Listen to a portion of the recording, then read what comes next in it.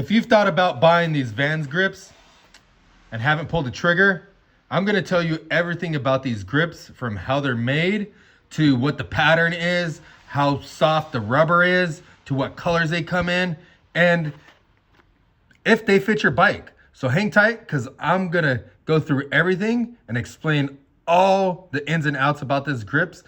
And if you're a beginner rider, you're definitely gonna love this video, because we're gonna tell you the things that all the other videos are not showing you. So let's get to it. So first off, everybody knows what Vans shoes are, and definitely have recognized this tread pattern. If you haven't guessed it yet, you probably should have. This is the sole of a Vans authentic shoe. All they did was they wrapped it in the grip and added a nice rubber compound to get it to feel really nice. So yeah, let's get to it. So when you go to shop, you can grab, let me see if I can get this in focus. So you can grab the flangeless ones or the flanged ones, and they come in these two different packaging. This one with the for the flanged, and the other one for the flangeless. So the grips will just slide out here on the flange ones. It comes with the bar end on the back and pretty much everything that you need. So yeah, pretty tight, little easy packaging. So going to the flangeless grips, they come in this little box right here. I'm gonna turn it over. It opens up like so, and then you'll see two grips like so. So you can take them out. Now let's look at them a little bit closer. We'll start off with the bar end.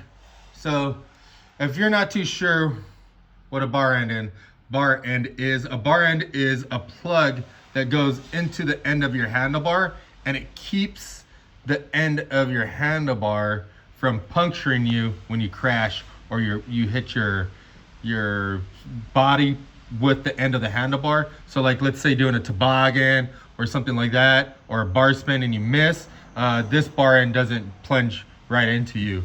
It's definitely good to have these. I hit the tip of my sternum one time and I'm pretty sure it broke.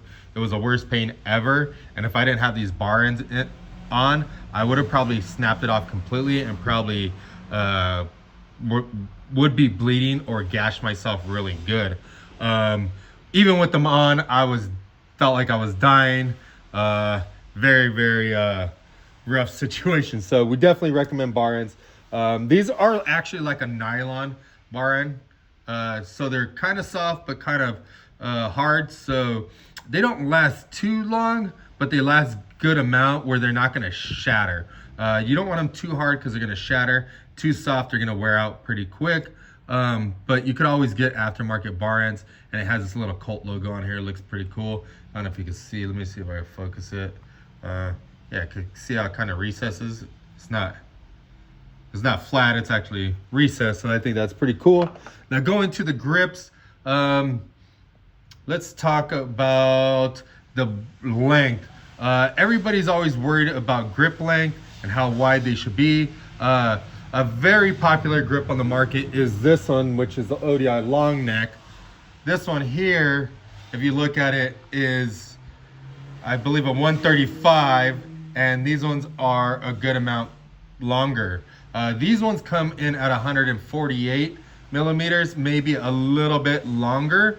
So these are a little bit longer grip compared to your traditional ODI grips. The ODI one is really close to the same size grips that are on most bikes. So if you're wondering what size grips you have, if it's an older bike, it probably has this. If it's a newer one, it might have something a little bit longer, but most of them are about that length, meaning that the Vans ones are slightly longer. What's cool about that is it gives you a little bit more real estate. Look at, I'm 6'1", I'm pretty freaking tall, and I got a pretty big hand, so it is actually way longer than my hand. So I have plenty of real estate to move my hands around on the handlebars, do tricks or whatever I gotta do.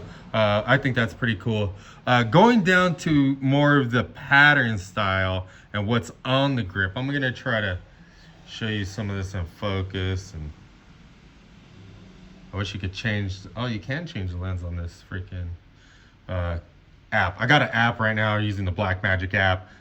Pretty dope app. You can change the lenses, you can change the focal length and stuff like that. I hope you guys like these videos a little bit better than my past ones. I'm trying to step it up and give you a little bit more quality so that you guys can really see what's going on here at the shop and help you make those great buys. If I do help you out, make sure you head over to stackbmx.com and hit that checkout button and buy yourself some stuff from us, because all that money is actually what's helped me get to this point where I can buy a light stand, I can buy another light. I need to grab one more light. I haven't pulled the trigger, but I should. I've been working on the YouTube channel to help better things for you. So anything that you help me with, I put right back into YouTube, and I've been putting more videos out for you. So if you want to see some of our unboxings, I do them every day during the week between 1 p.m. to like 4 p.m. Pacific Standard Time. But if I don't do one, I'm probably super busy. But yeah, I just wanted to let you guys know about that. Leave in the comments if you like these videos better. So going to the grip right now, what I did notice is that both sides are a little bit different. So on this side right here, it has some little diamonds, little slash knurling on it. Right here on this side, it has an acid texture on it. And then on the outside of the grip is a Vans logo there. You can see that Vans logo. Going to the other side of the grip, it is just the diamonds. There's nothing else on it. But if you look on the other side of the grip, on the reverse side of the Vans side of things, it has a Colt logo. So if you're more into Vans, you're gonna have it popping up. If you're more into the Colt, you're gonna twist it the other way. And the reason why I said that this grip, this is the end, is because if you look at the grip here, it has really tight pattern right here, which is part of your shoes, and where you have a high wear area on your shoes, you have this specific pattern to make it thicker and last longer there. So in the same concept, using these grips as a gripping pattern, your hand naturally grabs right there. See where my thumb and forefinger are, or pointer finger is, it grips right there. So it's gonna wear the most because I'm gonna put the most pressure on it. Grip, I'm gonna roll it a little bit, and it's gonna wear the most there. So that's pretty cool. And then it's missing the pattern here to give you some grip, a little bit of air. But also what that's gonna do, it may not make sense to you, but it does actually make it a little bit lighter. And if you do a lot of stuff like that all over your bike, it'll keep it relatively light. Not saying that it's gonna make or break your bike from being, 40 pounds to 25 pounds, but it does make a small difference. So I think that's kind of cool where they put the high wear area right there. So that's why we say it's directional. You can put it this way if you like to do it that way, but it's up to you. And it's probably gonna wear a little bit faster. Going to the thickness of the rubber, these ones are moderately thick, more towards the thin side. A lot of people like these grips because how thick they are. These grips you can actually run with bare hands or gloves. A lot of people like them either way. I think that's pretty cool. If you're wondering if these fit your motorcycle, motorcycle has a throttle tube on it and the bar is 1 inch. You could squeeze this side onto the 1 inch side pretty good because it's gonna stretch quite a bit to be able to get over on top of it and over it.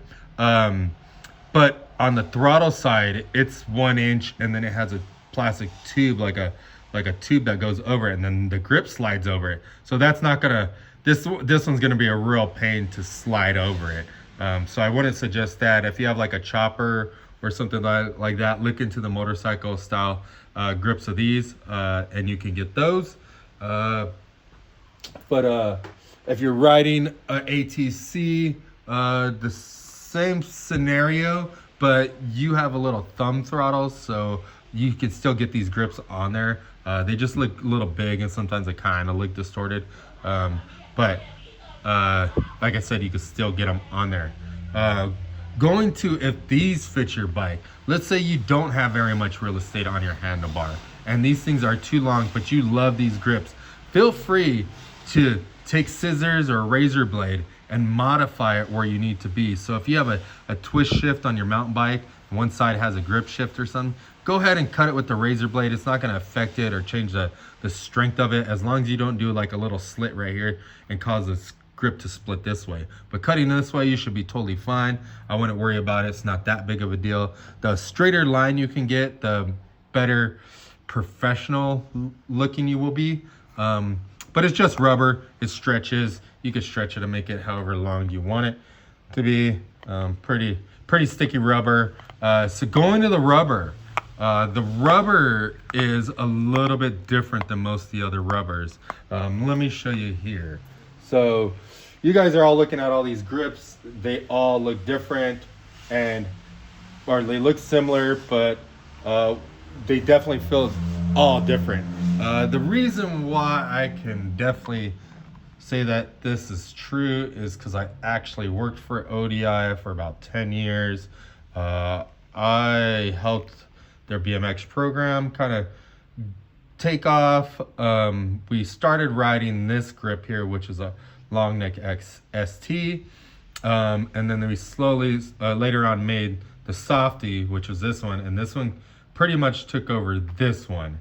But we also created this little hang tag so that you can recycle and have a little keychain at the same time. And then they actually updated this new one where these little handles that come down are no longer connected. They actually have a loop right here, and the bar end plugs there and it holds it on too. So if you get one of those, you could probably, oh, here's one. Let me show you. Probably be easier to show you. Yeah, check this one out. So this one has a little swingy thing on it, whereas this one doesn't. So probably just keeps the packaging a lot nicer and not neater. I think it does look a lot better. Doesn't it matter if your display's crooked, it'll still stay upright, whereas this one, if it's crooked, it'll look dumb. So pretty cool. Oh, going back to sorry, I totally forgot what we were going to talk about. But the durometer is what really matters on these grips. So let me show you. So look at this grip, and it doesn't matter that this little thing is in here, but so you see how that bends. Look at this one. See how this thing bends? Super easy. Look at how this one stretches. I'm gonna try to stretch it a little bit. That one stretches pretty good. This one doesn't stretch very good, but this one stretches real easy. And if you put your nail in this one is kind of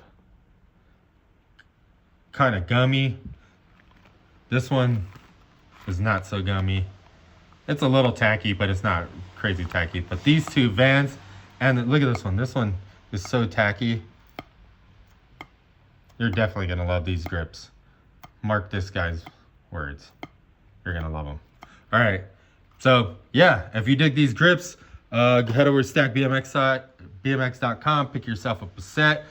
These are available in a bunch of different colors, from red, blue, black, pink, gum, green, army green, purple, white, I think neon yellow, and maybe a few other limited editions. But if you're not sure what color is available at the time, go to stackbmx.com, pick yourself up a set. If you have a BMX bike, it has a 22.2 millimeter handlebar, and this grip will fit right over that. And like I said, if you need it a little bit shorter, you can cut it. But yes, these fit 99% of the bicycles out there, from a mountain bike, a beach cruiser, a fixie bike. You could even lace the whole freaking road bike handlebar with these grips if you wanted to. Go around the curve and everything. They're all 7/8 diameter, and that's what this size is. It's actually a little bit smaller, so it stretches and it stays super tight. You don't need grip glue. You don't need anything besides an air compressor, maybe some WD-40, slide it on, let it dry, and that will get you rolling. But thanks a lot for watching. Thanks for all the support, YouTube. I appreciate you guys.